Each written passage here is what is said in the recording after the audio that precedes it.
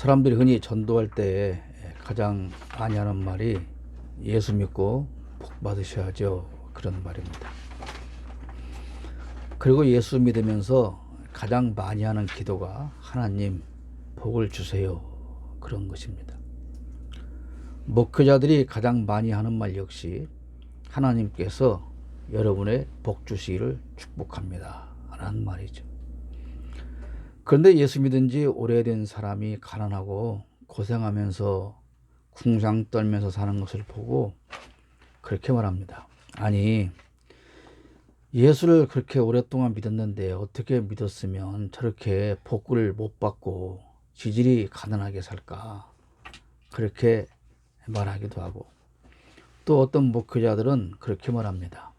아무개 장로를 보십시오. 아무개 집사를 보십시오. 저렇게 열심히 믿고 봉사 잘하고 헌금 많이 하고 기도 많이 하니까 하나님께서 복을 안 주실 수가 없지 않습니까? 그렇게 말하기도 합니다. 여러분은 얼마나 오랫동안 예수를 믿으셨습니까? 예수 믿고 사는 여러분은 누구나가 다 인정할 만큼의 큰 복을 받아 누리고 사십니까? 아니면 본인이 생각해도 지질이 복도 없다고 생각하십니까? 여러분의 자녀가 사는 모습을 보면서 하나님께서 주시는 복을 받을 자격이 있다고 생각하십니까? 여러분 자신은 또 복받을 자격이 있다고 생각하십니까? 오늘 본문을 통해서 어떻게 살아야 복을 받는가, 그것을 살펴보고 그렇게 받는 복, 하나님이 주시는 복은 무엇을 복이라고 하는가, 그것을 생각해 보고자 합니다. 1절 말씀 보면 이렇게 말씀하고 있습니다. 가난하고 힘없는 사람을 돌보는 사람은 복이 있다. 뭐 어려운 말씀이 아니죠. 가난하고 힘없는 사람을 돌보면 복을 받는다, 그런 의미일 수 있고, 또는 가난하고 힘없는 사람을 돌보며 사는 사람은 사실은 그 사람은 복 받은 사람이기 때문이다, 그렇게 해석할 수도 있을 것입니다. 다만 누구를 돕는다는 것이 얼마나 어려운 일인가, 그것을 역설적으로 설명해 주시는 말씀이기도 합니다. 남을 돕는다는 것이 어렵기 때문에 하나님께서 복으로 채워주신다는 것이죠. 많은 목사와 성도가 하는 말이지만 대개 그렇게 말하죠. 이제 예수 믿으니까, 예수 믿기 시작했으니까, 우리 교회에 나오기 시작했으니까 이제는 고생 끝, 그리고 복만 받고 형통한 삶을 살게 될 것입니다, 그렇게 말하는 경우가 많죠. 그럼 그런 논리라면 교회에 다니는 횟수와 비례해서 복을 받아야 되겠죠. 이제 막 교회에 나온 초신자가 100만큼 복을 받았다면 10년 동안 예수 믿는 사람은 최소한 그보다 10배는 더 잘 살아야 하고 10배는 더 큰 복을 받아야 맞는 말이 아니겠습니까? 그러나 성경 어디에도 교회 열심히 다니면 복 받게 해줄게, 그런 말씀은 없습니다. 다만 하나님의 계명을 지키고 우상 숭배에서 떠나면 복 받는다, 그런 말은 수없이 나와 있고 하나님께서 그렇게 약속을 해주셨습니다. 그런데 오늘 본문에서는 가난하고 힘없는 사람을 도와야 한다, 그렇게 말씀하십니다.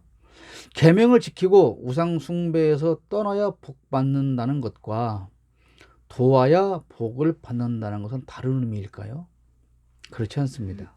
이것은 같은 말이고 같은 뜻입니다.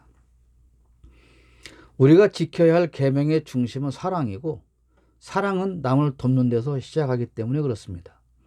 그러니까 아무리 오랫동안 신앙생활을 해왔어도 가난하고 힘없는 사람을 돕지 않고 살았다면 그 사람을 하나님의 자녀라고 할 수는 없다는 것이죠. 그리고 신앙인이라고 할 수도 없고 기독교인이라고 할 수도 없다는 말입니다. 더구나 하나님을 섬기는 사람이다, 그렇게 말하기는 더욱 어려운 말이죠. 우리는 과연 복 받을 만큼 가난하고 힘없는 사람을 도우며 살았을까요? 하나님이 그렇게 물으면 예 라고 자신 있게 답할 수 있을까요? 얼마 전에 사망한 대통령을 지냈던 어떤 그 사람은 내란죄로 구속되어서 사형 선고를 받았고 수백억 원의 추징금을 내야 했습니다. 수백억 원의 비자금을 숨겨두었다가 들통났기 때문에 그런 것이죠. 그때 어느 기자가 그에게 물었습니다. 그렇게 많은 돈을 다 어디에 썼습니까? 그렇게 물었더니 그가 당당하게 말했습니다. 나는 그 돈을 자선단체에 후원하기도 하고 좋은 일에 많이 썼습니다. 그렇게 대답을 했어요. 그래서 그것을 다 찾아보았습니다. 과연 이 사람이 어디에 얼마만큼 자선단체에 후원했을까? 찾아봤더니 딱 한 곳, 평생에 단 한 번, 얼마? 5천 원이었습니다.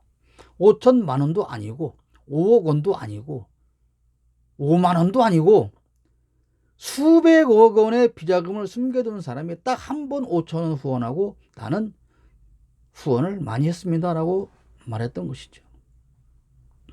사랑하는 여러분, 우리가 돈으로 얼마를 후원했느냐에 비례해서 하나님이 전자계산기를 두드려서 정확히 계산해 보니까 이것을 복으로 환산하면 너는 이만큼을 받아야 되겠구나, 그렇게 하신다는 의미가 아니죠. 돈으로 후원하는 것 대단히 중요한 일입니다. 그러나 그보다 더 중요한 것은 우리가 일상을 살면서 늘 항상 누군가 힘든 사람을 보면 어떻게든 도와야 하겠다는 생각을 하는 것이 가장 중요합니다. 생각이 없는데 행동으로 나올 수가 없는 것이죠. 우리가 눈으로 보게 되고 도와야 되겠구나 생각을 하게 되고 어떻게 도울까 방법을 찾게 되고 나에게 도울 돈이 있는가를 생각해서 후원을 하게 되는 것입니다. 생각조차 없이 사는 사람은 돈이 있어도 후원하지 못합니다. 돈만이 아니라 늘 그들에게 관심 두고 어려움은 없는지 그런 것들을 살피는 것이 무엇보다도 중요한 일입니다. 누구를 돕는 사람은 항상 그에 대한 대가를 생각하지 않아야 합니다. 대가를 생각하며 하는 것은 복받을 일이 아니죠. 그저 묵묵히 하나님으로부터 받은 은혜가 감사해서 하나님께서 말씀하신 이웃 사랑하라는 말씀이 생각나서 예수님께서 제자들의 발을 씻기시고 십자가에서 날 대신하여 죽으신 그 은혜가 감사해서 누군가에게 관심 두고 돕는 것, 그것이 복 있는 사람의 삶입니다.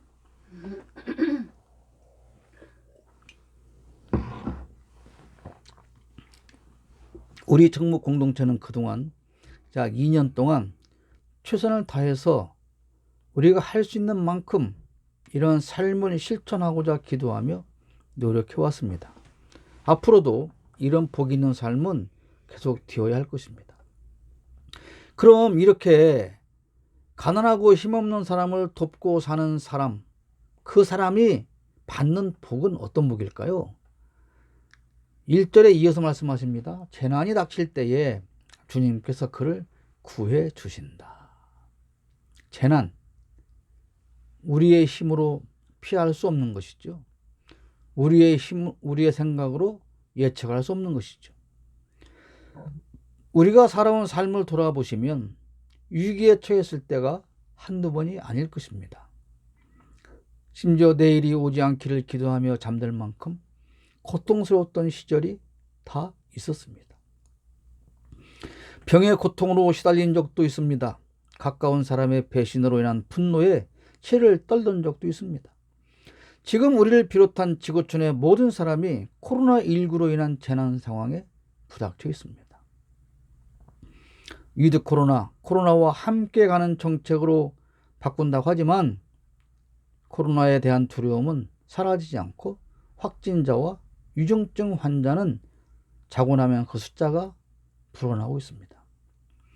이런 상황에도 불구하고 우리의 삶을 돌아보면 하나님의 은혜에 감사할 것 뿐입니다. 우리가 단지 코로나에 확진되지 않았고 위중한 상태에 빠지지 않은 것에 대한 감사만은 아닙니다. 수많은 사람이 죽어갔지만 그것들은 남의 일처럼 나하고는 상관이 없기에 감사한 것도 아닙니다. 물론 우리는 확진되지 않았고 병원에 입원하지도 않았습니다. 그래서 확진되고 입원했던 사람은 그런 복이 없는 사람이냐? 그런 말도 아닙니다. 그런 어려움을 겪으면서도 우리는 여전히 이렇게 살아가고 있다는 것입니다. 더 어려운 지경에 빠지지 않도록 도우신 하나님의 은혜와 복이 우리와 함께하기에 우리는 오늘 또 여전히 이렇게 모여서 하나님을 찬양하고 예배할 수 있습니다.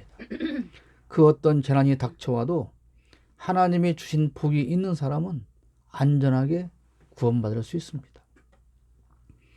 2절 말씀 보면 그런 사람에게 도우며 사는 사람에게는 하나님이 복을 주시는데 어떤 복이냐? 지켜주신다. 그렇게 말씀하고 있어요. 주님께서 그를 지키시며 살게 하신다. 재난에서 구해주신다는 말씀과 거의 같은 말씀인데요. 재난에 빠져 있을 때 구원해 주신 하나님은 그 재난이 내게 오지 않도록 보호해 주시기도 합니다. 어린아이가 길을 가다가 교통사고를 당했습니다. 그 소식을 들은 아버지가 숨도 안 쉬고 달려와서 그 다친 아이를 업고 병원으로 달려가서 생명을 구했습니다. 이것이 재난에서의 구원입니다. 그런데 그 다음부터 이제 아버지는 아이가 길을 건널 때 늘 그 아이의 손을 잡고 안전하게 길을 건너가게 합니다. 이것은 지키고 보호하는 것입니다. 도우며 사는 사람에게는 하나님께서 이렇게 지키고 보호하시는 복을 주시겠다는 약속입니다. 하나님은 이렇게 우리를 구원하시고 지켜주시는 분입니다. 우리에게는 이런 하나님의 은혜가 복으로 함께합니다. 비록 우리가 쌓아둔 재물은 없어도 오늘까지 안전한 삶을 살고 있다면 그것은 분명 하나님께서 주신 복 때문에 그렇습니다. 하나님께서 우리를 재난에서 구하시지 않고 위험에서 지켜주시지 않았다면 우리에게 오늘은 없을 것입니다. 여러분이 살아온 날들을 돌아보십시오. 그런 경험은 수도 없이 많을 것입니다. 그렇다면 여러분은 가장 큰 복을 하나님으로부터 받은 것이 틀림없습니다. 그런데도 무슨 더 큰 다른 복이 필요하십니까? 과거에 그 돈 잘 벌고 잘 나가던 사업이 어그러지고 부도났던 것이, 그때 그 사람에게 배신당하고 치를 떨었던 그 일들이, 그때 그 사람을 만났던 그것이, 그때 그곳을 떠나게 되었던 것이 그때는 몰랐지만 지나서 오늘 돌아보니 그 모든 것이 다 하나님의 은혜요 복이며, 그래서 우리는 감사하며 살아갈 수 있다는 사실입니다. 그 다음에 2절을 또 중간에 보면 말씀합니다. 그는 이 세상에서 복 있는 사람으로 여겨질 것이다. 돕는 사람은 세상 사람으로부터 저 사람은 복받은 사람이야, 그렇게 여겨진다는 것입니다. 세상 사람들로부터 인정받으며 산다는 뜻입니다. 세상 사람이 여러분을 어떻게 평가한다고 여러분은 생각하십니까? 아는 사람 중에서 함부로 대하고 비난하는 사람이 많습니까? 아니면 존경하고 신뢰하며 칭찬하는 사람이 많습니까? 그 사람 얘기도 꺼내지 마. 그런 평가를 받을까요? 그 사람이라면 믿을만하지. 그런 평가를 받을까요? 물론 마주보면서 대놓고 욕하는 사람은 그렇게 많지 않을 것입니다. 나에 대한 좋지 않은 소문이 들려온다면 그것이 오해인지 사실인지를 스스로 살펴서 판단을 해야 할 것입니다. 그러나 하나님이 주시는 복을 받은 사람은 세상 사람이 인정하게 됩니다. 우리가 힘이 없거나 가난하거나 못 배웠어도 하나님께서 함께하는 사람은 세상 사람이 함부로 대할 수 없는 권위를 갖도록 해 주십니다. 그런 대표적인 사람이 누굽니까? 다윗 왕입니다. 우리가 잘 아는 시편 23편 5절의 말씀, 주님께서는 내 원수들이 보는 앞에서 내게 잔치상을 차려주시고 내 머리에 기름 부으시어 나를 귀한 손님으로 맞아주시니 내 잔이 넘칩니다. 가장 아름다웠던 아들 압살롬으로부터 배신을 당해서 이제 신발도 제대로 신지 못하고 옷도 제대로 갖춰 입지 못한 채 측근변명을 데리고 기드론 시내를 건너서 이제 광야에서 허기진 벨 움켜쥐고 어두운 밤길에 황망하게 앉아있을 때 그 소식을 들었던 친구 바실레가 귀한 음식을 수레에 싣고 와서 상을 차려주는데 그것을 보니 그것이 과연 잔치상입니다. 이때에 이 지은 다윗의 시가 바로 이것입니다. 내 원수들이 보는 앞에서 내게 잔치상을 차려주시고 내 머리에 기름 부으시고 나를 귀한 손님으로 맞아주시니 내 잔이 넘치나이다. 저들은 나를 죽이려고 해서 나는 나를 죽이는 저 사람들을 피해서 도망다니느라 황망하고 허기지고 지쳐 있는 상황이지만, 그런데 나를 죽이려고 하는 저들이 바라보는 그 자리에서 전능하신 하나님이 나를 귀변으로 맞아주시고 잔치상을 차려주신다는 고백이죠. 그러면 도덕적으로 볼 때 다윗이 과연 이런 상을 받을 수 있는 사람입니까? 우리아의 아내를 꿰어서 범하고 그 여인을 차지하기 위해서 우리아를 전장에 일선에 보내서 죽게 한 그 벌로 말미암아 지금 다윗은 아들의 반역에 의해서 쫓겨다니고 있는데, 그 범죄인을 지금 하나님은 어떻게 합니까? 하나님 나라의 손님으로 여기시고 잔치상을 차려주신다는 사실이에요. 그러면 하나님은 이 도덕적으로 도저히 용서할 수 없는 그 다윗의 어떤 면을 보시고 그런 복을 주셨을까요? 사무엘상 26장 24절 보면 이런 고백이 나옵니다. 그러므로 내가 오늘 임금님의 생명을 귀중하게 여겼던 것과 같이 주님께서도 나의 생명을 귀중하게 여기시고 어떠한 궁지에서도 나를 건져내어 주실 것입니다. 사울이 다윗을 죽이려고 다닙니다. 그 사울을 피해 다니던 다윗이 사울을 죽일 수 있는 외나무다리에서 만났습니다. 그러나 다윗은 그 사울을 죽일 수 있는 절호의 찬스를 맞이했음에도 불구하고 그를 죽이지 않고 살려줍니다. 왜? 그렇게 하면 하나님께서 내가 궁지에 처했을 때 나를 건져 주실 것이라고 하는 믿음이 있었기 때문입니다. 이 사무엘상 26장 24절 말씀 보면 오늘 처음에 읽었던 1절 말씀이 생각되지 않습니까? 힘없는 사람을 돌보는 사람은 복이 있다. 이것 때문에 지금 그 광야에서 하나님이 차려주신 상을 받고 있는 것입니다. 도덕적으로 절대 용서받을 수 없는 죄를 지었던 다윗이었으나, 그러나 자기의 원수이지만 하나님께서 왕으로 세웠던 그 사람, 그러나 지금 왕으로서 힘이 완전히 빠져버린 그 사울 왕을 다윗은 죽이지 않고 보호했습니다. 그래서 하나님은 다윗이 엄청난 죄를 범했음에도 불구하고 원수의 목전에서 상을 차려주시는 그 크신 은혜를 베풀어 주신 것입니다.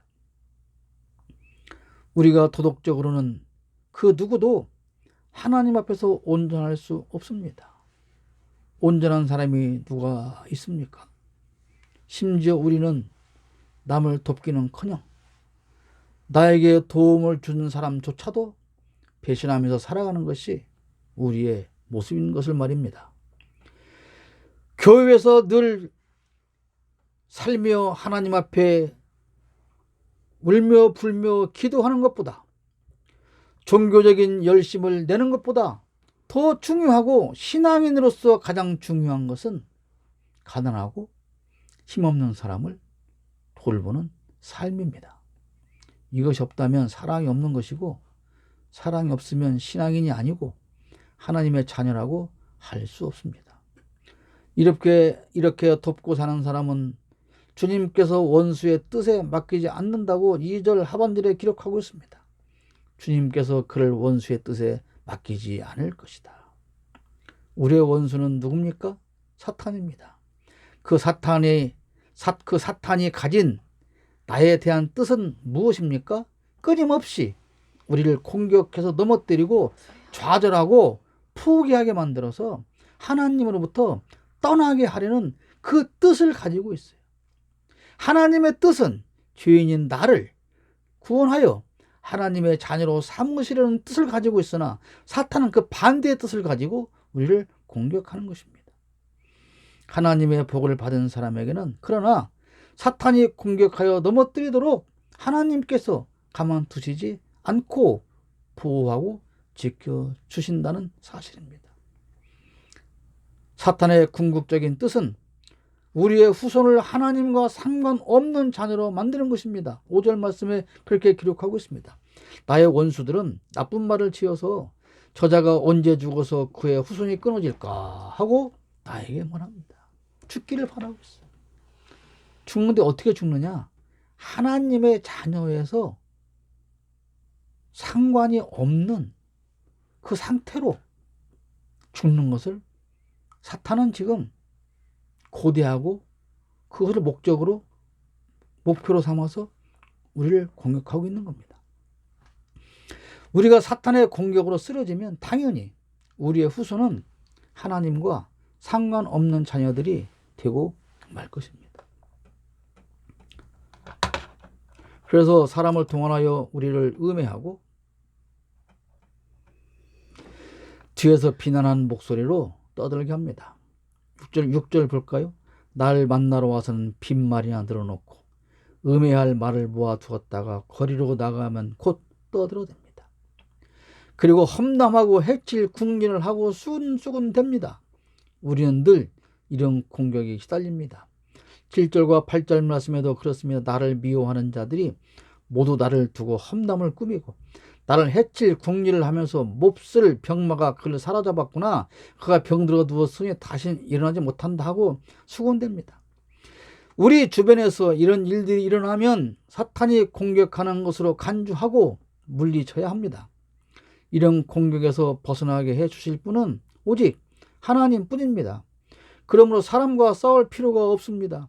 하나님께 엎드려 기도하고 인간적인 방법으로 대처하지 않도록 주의해야 합니다. 9절 보십시오. 내가 믿는 나의 소꿉동무, 나와 한 상에서 밥을 먹던 친구조차도 내게 발길질을 하려고 뒤꿈치를 틀었습니다. 사탄은 가장 가까운 사람까지 통원하여 나를 공격하고 배신합니다. 그러나 하나님께 기도할 때 하나님께서 우리에게 이길 힘을 주십니다. 10절 보십시오. 그러나 주님은 나의 주님이시니 나에게 은혜를 베풀어 주십시오. 나도 그들에게 되갚을 수 있도록 나를 일으켜 세워 주십시오. 나와 한 상에서 밥을 먹던 사람조차도 나를 음해하고 나를 모함하고 나를 배신하고 욕하지만 하나님은 그렇지 않습니다. 사랑하는 여러분, 여러분은 어떤 복을 받으셨습니까? 지금 받은 복 외에 또 다른 더 어떤 큰 복이 필요하십니까? 내 삶을 돌아보면 이미 우리가 받은 복은 넘치고 또 넘칩니다. 받은 복을 감사하며 가난하고 힘없는 우리의 이웃을 돌아보며 복 받은 사람다운 신앙인다운 삶을 살아가는 우리가 되어야 할 것입니다. 말처럼 누군가를 돕는다는 것이 그리 쉬운 일은 결코 아닙니다. 돕는다는 것처럼 어려운 일이 없습니다. 그렇기 때문에 그렇게 어려운 일이기 때문에 하나님께서 복으로 갚아 주시는 것입니다. 누구를 도왔다면 그것으로 그치고 그가 나를 어떻게 대하는지 쳐다보지 말아야 합니다. 할 수 있다면 내가 도와준 그 사람에게서 멀리 떠나야 합니다. 그래야 상처받지 않습니다. 배신감을 느끼는 것은 그가 나에게 어떻게 대하는지 바라보고 있기 때문입니다. 도운 것으로 만족하고 그칠 때 하나님은 복으로 갚아 주십니다. 저는 일주일 전에 준비한 이 설교의 지금 결론 부분을 오늘 새벽에 다시 이어 붙였습니다. 왜냐하면 간밤에 수많은 갈등과 번민과 분노와 화남 속에서 밤을 거의 새웠기 때문에 그렇습니다. 일주일 전에 준비해 놓은 이 설교를 과연 내가 어떻게 해야 하는가 고민할 수밖에 없었습니다. 어떤 한 사람이 떠올랐기 때문입니다. 나를 배신했다고 느끼는 그 어떤 한 사람 때문에 밤잠을 이루지 못했습니다. 번민했습니다. 마음의 분노가 치밀었습니다. 그리고 아침에 이 설교를 갈등하며 열었을 때 하나님께서 말씀해 주셨습니다. 네가 그로부터 배신감을 느끼는 건 그를 바라보고 있기 때문이다. 네가 무엇인가를 기대하고 그를 바라보고 있지 않다면 너는 그로부터 배신감을 느끼지 않을 것이다. 그러자 곧 사탄이 반박합니다. 아니야. 그래도 그렇지. 그가 너한테 그렇게 하면 안 되는 거야. 그가 너한테 그러는 것은 너를 배신한 거야. 라고 사탄이 반박을 합니다. 예수님께서 결론으로 말씀해 주셨습니다. 네 마음 다 안다.